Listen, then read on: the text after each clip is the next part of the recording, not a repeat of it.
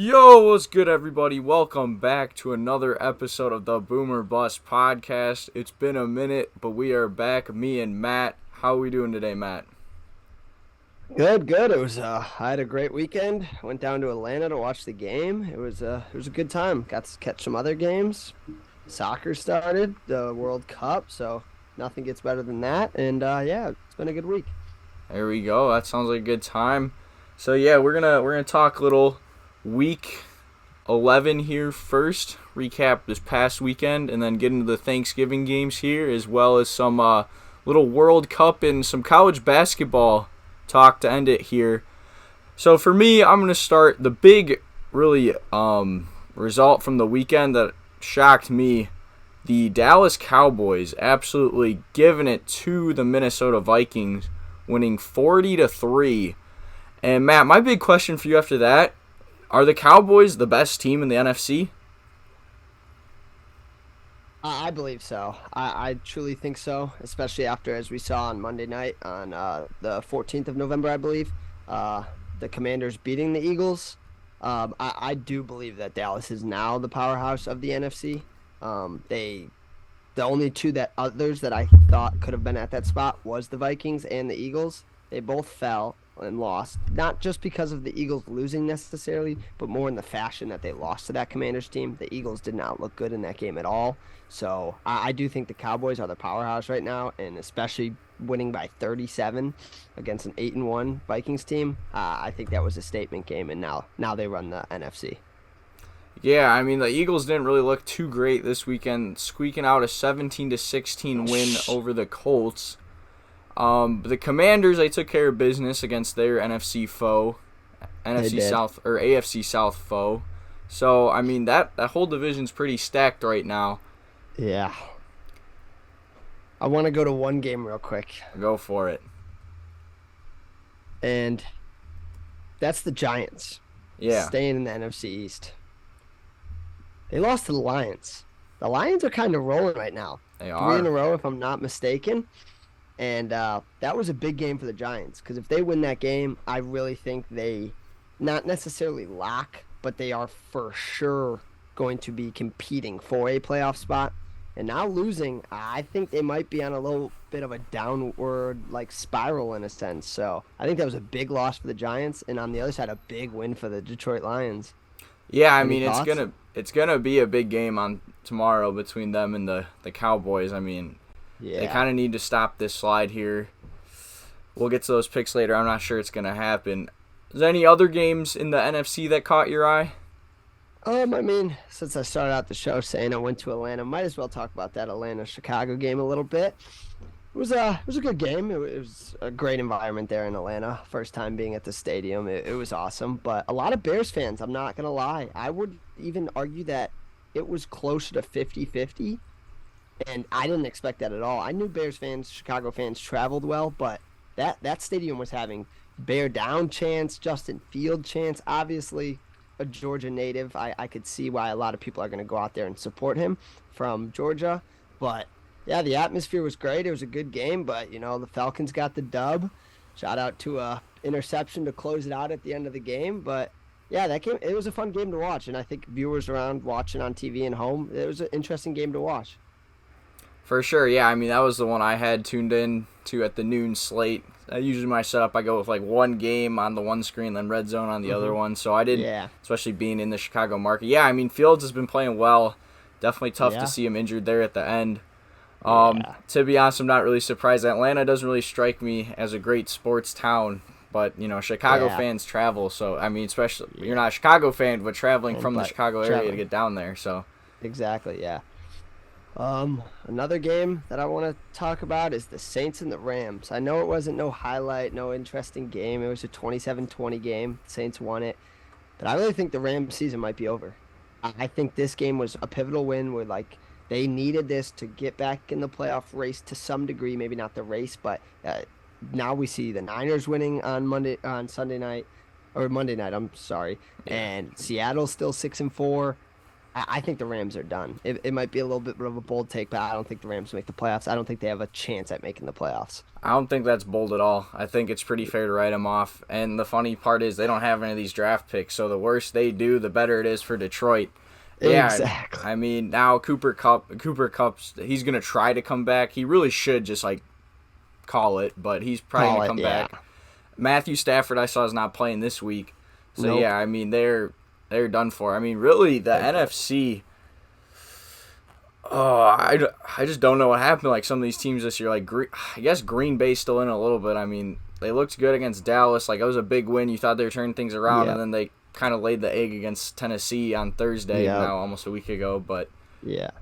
I mean, yeah, the NFC, really it's the NFC East since everyone else, which is crazy considering a couple of years ago the Commanders won the division at 7-9, and the Giants almost at 6-10 will have like won the division if Philly beat Washington the final game. I Yep. remember, and like Giants players were upset, being like, "Oh, Philly's like resting their like players and stuff." I was like, "Dog, you won 6 games. You have nothing to be upset about." Like, Yeah, so. exactly. Yeah, it was a crazy turn of events from last season to this season for the NFC. You had the Bucks up there, you had the Rams up there. It's just and not to say the Bucks still aren't up there. I think they're still figuring stuff out, and I still think they win that division in the NFC South. But a lot of powerhouses from last year are just falling in the NFC, and we're seeing a lot of different teams rise. Exactly. Any other games that you want to dabble into from the slate? Yeah, I mean, we might as well shift over now to the AFC East, the division of power over in the AFC. All the teams are above 500 after a last-minute kick return from the Patriots. Won them. It's coming out now. Zach Wilson will be benched for this week. Do you think Zach Wilson is the guy in New York, or this offseason, should they look to move on from him? I mean, it's a little bit of a hard decision. I've always been one that like a quarterback needs 2 to 3 years under his belt to really fans or people judge him and whatnot. But after what Robert Saleh came out and say, after what Zach Wilson himself said in the post-game press conference, saying that he didn't think he let his defense down at all, I think some of those comments are just gonna like, attack that internal locker room in a sense. Like Elijah Moore posted on Twitter on Monday night, if anybody saw a picture of him like throwing the football, playing quarterback. So, and he even came out and said that he doesn't think Zach Wilson wants to give him the ball. He had 1 reception or 1 target in that whole game last week against the Patriots. So I don't think you go and move on from him necessarily, but you definitely want to look at your options that are available. Robert Saleh even said that like we're not done with Zach Wilson. He came out and said that last night. So it's just a tricky spot. I don't think he is a franchise quarterback. Can he become one? Sure. Look at Geno Smith this season. So, but that took what, 10 years? I don't know. I don't think so. I don't think he's the answer. Yeah, I mean, especially with how good that defense is, like you got to look at someone like I should be like. I mean, they still might be a playoff team, but like they definitely have the caliber to be. I mean, Yeah, I do think he is holding them back the most. For sure. Definitely. I mean, yeah, he definitely let his defense down. So yeah, and he had a chance, like not right is wrong, but like at least in like the locker room could like or the press conference could own up to it, and bro was just like no. Yeah, so, no. It's not really a good leadership sign, and yeah, some of the stuff you're seeing on social media this week looks like you might have potentially lost the locker room.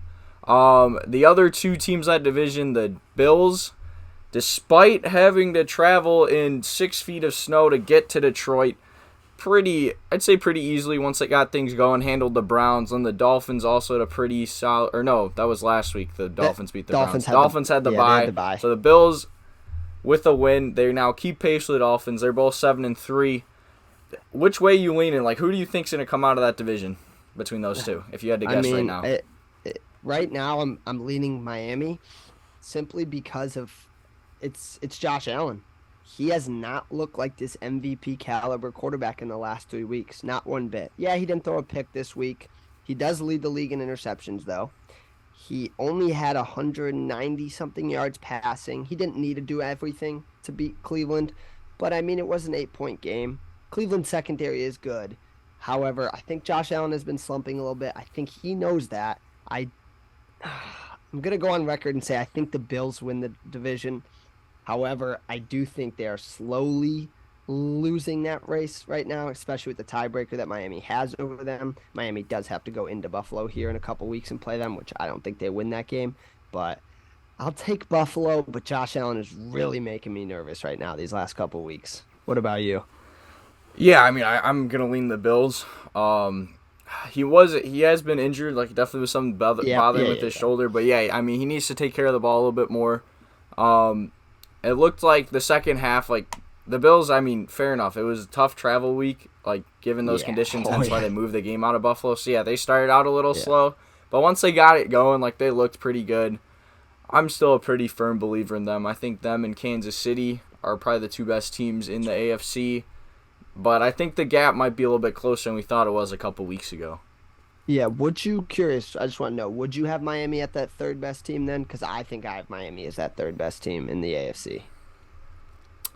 Oh, let's see. Got Miami Baltimore, we out of got Baltimore. Cincy, I've been kind of rocking with. I know they don't have a great schedule or a Tennessee. great division, but like they've They been have looked good. silently been playing well and like winning They games have. they should. So It's definitely there's an argument there. I could see them.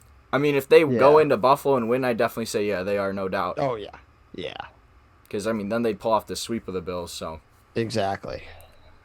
and I mean, we can't finish off talking the AFC without another Patrick Mahomes game, leading the Chiefs to a 30-27 win in San Diego or in Los Angeles. God, I do that every week.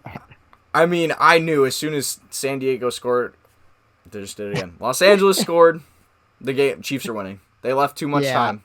It's your it's classic Patrick Mahomes game. yeah, it's Jeff Biddle's boy. Shout out Biddle. Oh As my. we say every episode, it's his boy. You know, it is Mahomes magic. He is the front runner for the MVP right now. I do think number two is Tua. However, I think the large gap between the two, it's got to lean Mahomes by a long mile. So he's the MVP right now. You don't give the MVP that much time to work with. I don't care what team he's playing. It's just, yeah, everybody knew that that comeback was happening. Yeah, I mean, even with all those guys they had out, and like Tony got hurt at one point, so. Yeah, yep, But I mean, Travis Kelsey, by hands down, the best tight end in the league. yeah, He's working on potentially being the greatest tight end of all time, the way he's yes, playing. So, yeah, I mean, it's just so hard to count out. See, it looked like this could maybe be the year they go down because Buffalo built their defense to beat Kansas City. it's, They win that game in yeah, Kansas City.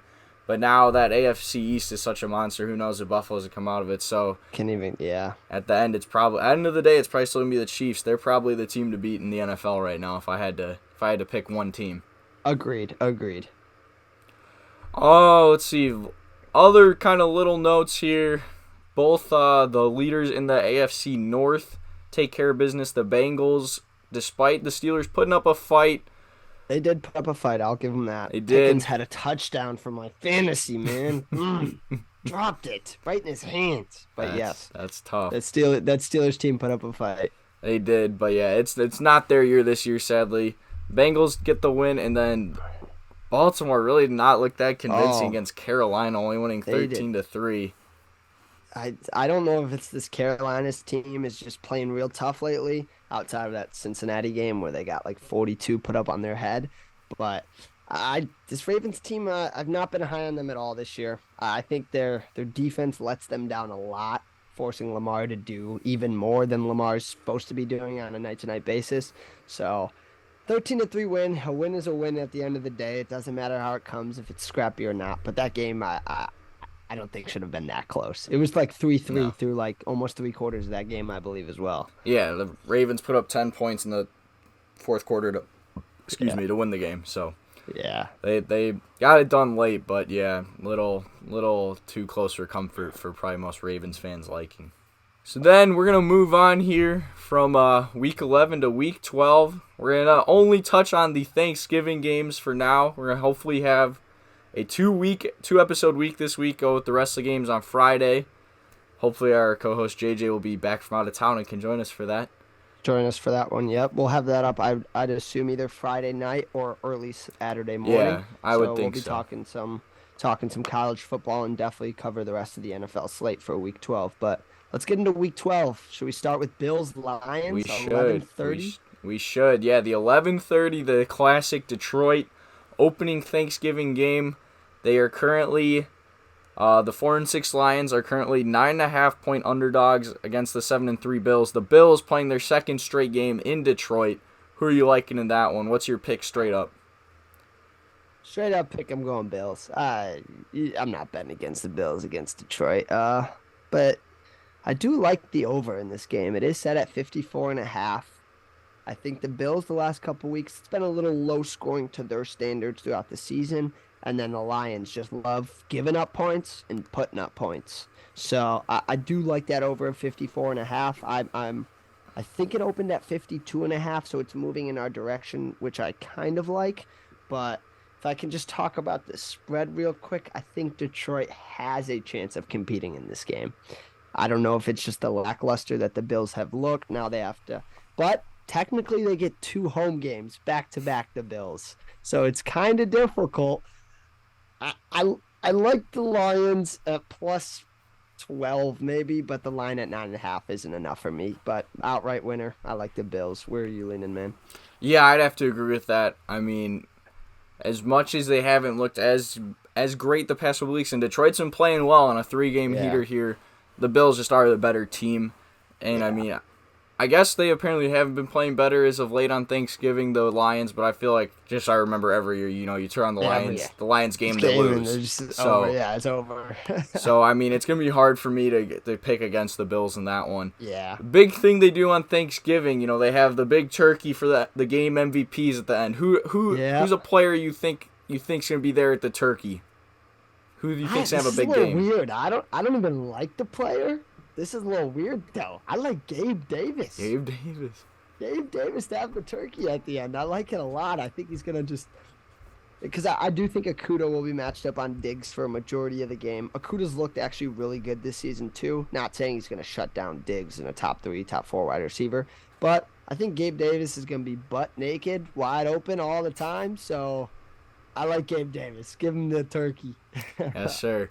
I'm going to go with the easy pick here. I mean, probably a little basic. I'm going to go Josh Allen. I feel like they always give it to the quarterback. That's true, yeah. And I feel like, he'll probably have I think they usually have a couple. I forget. Like, certain channels do it differently. Like, I remember watching the Steelers a couple of years back, and it was like Big Ben, AB, and I think Le'Veon all had, like, some of the turkeys. Yeah. So it's very confusing. Different stations do it differently. I know, yeah, right? NBC does at least 3, if not 4 guys. Yeah, I can't remember about CBS or Fox, but and yeah, I think they're gonna do some sort of like honoring John Madden this year, so I'm excited to see that. That should be pretty cool. Yeah, I heard that. That's gonna be awesome. So, all right, then the next game, this is honestly probably the must-watch game of the day for me. Big divisional game here. 2 7-3 squads. The Giants head into Dallas at 4:30 Eastern here on Fox. The Cowboys too. Yeah, the Cowboys. I think I misspoke for a second. Yeah, the Giants at the Cowboys. Cowboys are 10-point favorites. Over under 45.5. This is another game indoors, so weather doesn't matter. Who are you liking in this one? Straight up, I like the Cowboys. They're coming off a week where they undoubtedly, like we spoke earlier in the show, just claimed, in my opinion, the number 1 seed in that NFC playoff race. The Giants lacklustered against that Detroit team last week. I do think Saquon has a much better day against Dallas. Dallas has shown to give up a lot of rushing sometimes lately. They're great in the pass rush, but, Justin Fields, Monty, Herbert, they had a pretty good game against Dallas last time, even though it was like a 20-point win. I do think Saquon doesn't get held to 26, 22 yards like he did against Detroit. So I like Saquon, whatever prop it's at. I like that, but I like the Cowboys to steamroll in this game. Yeah, I think they come out and make obviously not as big of a statement, but I think they should win pretty big. If I was a betting man, I'd look into that 10 points or maybe tease it down a little bit, but yeah. I mean, that Monday night game earlier in the season in New York, they definitely seemed to be the better team. Granted, that was still when it was kind of uncertain. Are the Giants for real? Like they'd gotten off to that good start, but it was kind of I don't know, like maybe they're just playing well. Like no, they're legit. They're 7-3. Mm-hmm. They're gonna be fighting for a playoff spot, but yeah, I don't really think this is the week they turn things around. I like Dallas in this one. Who you got as your Turkey MVP guy? I'm a turn the tables and do the same thing you did. I like Dak. I think Dak might have a day passing the football. I like that. Not really a pitch behind it. Just going with the quarterback on that one. I like Zeke. I'm going with my boy from Zeke. Ohio State. Ooh, He loves the Thanksgiving Day games. I remember He the one does. year he jumped He in does. the kettle. That was sick. The red kettle, yeah. So, and I mean, he had a good game last week. I could see him have another he big did. one. Honestly, who knows? Maybe he'll get both him and Tony Pollard in there. They're both playing really well right now. Yep. So, that's who I'm going with. And then the nightcap here, we have... I know the game. Go ahead. Yes, sir. The 6-4 New England Patriots head to Minnesota, take on the 8-2 Vikings, who came off that shellacking against the Cowboys last week. The Patriots got the dramatic win. Right now, the Vikings are 2.5-point favorites, over under 42.5. What are you liking in this one? I got a question for you I want to propose here. Okay. The Patriots don't win that football game against the Jets, or maybe if they don't win it in the fashion that they just won that game, and Minnesota keeps that Cowboys game a little closer, they still lose. Do you believe the line would still be where it's at? Or do you think Minnesota would be more of like a -5, -6? I think you're probably right. I think it would probably be a little bit bigger A line. little bit bigger of a spread, right? Yeah. I think this could potentially be a trap game for some bettors on Minnesota.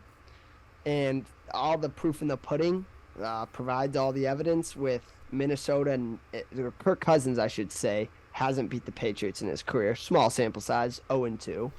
And a little weird fact, because as everyone knows on the show, I'm a big weird fact guy. The Patriots have beaten Minnesota 22 out of the last 22 years. Not saying they played every single season, but out of the last 22 seasons, they have not lost to Minnesota. So Belichick seems to have their number a little bit. I like the Patriots plus 2.5. Outright, I think I'd still lean Minnesota, but give me the plus 2.5. I'd probably move the line to +3 for the cushion, but I do like the Patriots in this spot. Any thoughts from you, man?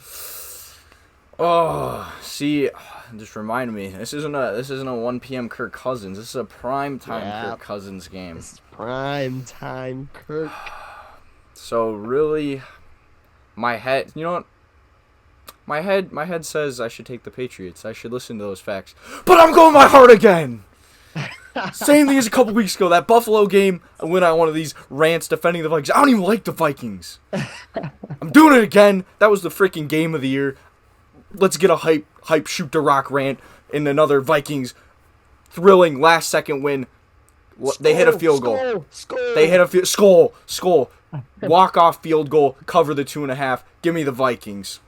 Okay. You had a lot of heart behind that pitch, man. A lot. That came from deep down, dude. Deep inside. Like I said, I'm not even a Vikings fan, but that's how I'm feeling. Who is your... Yeah, like we said, this is the NBC game, so give us a couple. Who's your turkey guy? I don't like this little bold. I kind of like a sneaky Damian Harris. Okay. A little sneaky Damian Harris. I know Stevenson's the lead back for a majority of the time, but I like Harris. I like Jay Jettis. I mean, that boy better get some turkey, bro. This guy deserves the turkey this season, especially after that Bills game. Should have just gave him the turkey then, rolled it out 2 weeks, a week early, whatever it was. But I like Jay Jettis, and then I like Dalvin. I think Dalvin's due for a game. He's been playing pretty good this season, but I don't think to the standard that everybody thinks Dalvin Cook should be playing to. So I like Dalvin, Damian Harris, and Justin Jefferson. What about you? Gotta be Kirk. Has to be Kirk. People love Kirk. Get Kirk out there. And, since they're going to hit that last-second field goal, give me Greg Joseph, their kicker. Oh, I like that. And I'll change the receivers up. I'll go Thielen. Give me Thielen. Okay. He's on one of my fantasy teams, so, he's been playing all right. He's a good wide receiver, too. Yeah. Oh, yeah, he's serviceable. He could get, like, a sneaky little, touchdown in there. Exactly. I'll say him or Hawkinson. One of those two scores a touchdown. One of those two scores and a touchdown. they get up there with Kirk and Greg. So I like that.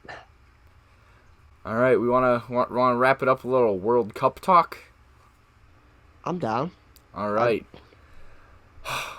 USA, man. I don't know if you watched that game. Saw the end of it. They I came don't know out. much about soccer to all the viewers. Oh but yeah, we are not the soccer experts. We're not. We'll try to get one of our buddies, Will Taberthy. We'll try to get him on. Talk some soccer maybe on Friday. For sure. The U.S. came out hot. They were dominating the possession. They were attacking. They got a goal in the 35th, I want to say, something like that. Later in the half, good goal. They ran out of gas the second half. Horrible tackle. Gareth Bale's going to hit that penalty. Yep. So they lose. It's going to be a big game on Friday against England. England did win pretty convincingly. England destroyed Iran 6-2. That's what makes things really spicy now, because now it could come down to goal differential. Iran's probably out of it. They're already at a -4. Yeah. It's honestly could come down to if England beats both Wales and the U.S., it's going to come down between Wales and the U.S. who beats Iran by more. So it's gonna go ahead. It's gonna get intense for the United States. I still have confidence in them though. I think they're gonna pull someone out here. I agree. But another game, probably the only game that I really watched throughout. It was nice and early in the morning. Saudi Arabia and Argentina. Wow. You talk about an upset. That was an upset of the ages, if I'm not mistaken. No, people are calling it potentially the biggest upset in World Cup history. This Saudi Arabia team, I believe, was ranked 5th, or I don't know. What do you know the overall teams? How many there are? The world ranking and how many there's gonna be teams ranked higher than 32 because there's a certain amount of qualifiers from each region. Okay. So I believe Saudi Arabia was 42 or 52 ranked. And Argentina was easily top 5? Yeah. Easily. Well, Argentina was -750. Yeah. So that game just, wow. I was really shocked. Didn't Messi have a goal and then he got called back? So Messi had a PK early, and then they're doing this new VAR is what they use to determine goal, no goal. They're doing that for offsides now, and they had two very ticky-tack offsides. Both Messi and the guy I bet on, Lautaro Martinez, both got a goal waved off. And literally, the Martinez one, his arm, his shoulder was off. Was what they ruled offsides. You can't even score with your shoulder. Yeah, but that's what they ruled offsides. So. Yeah, this artificial intelligence or this advanced metrics in all of sports, in my opinion, is just ruining the game to some degree. Because even real quick talk about baseball, if you get an artificial strike zone, it's just I don't like it. It ruins the game in my opinion. It doesn't keep it. It keeps it consistent, but too consistent, and we haven't had that in the last forever of history. So with soccer, I don't like that at all. And then Saudi Arabia, they put up a goal in the 48th minute, and then a goal in the 54th or 53rd. Yeah, so they came out hot in the second half, and then their goalie made some big saves. Yeah. So. But yeah, I think that'll probably wrap it up for us. Keep it a little bit shorter today. Hope everyone has a happy Thanksgiving. And we will see y'all next time. Peace.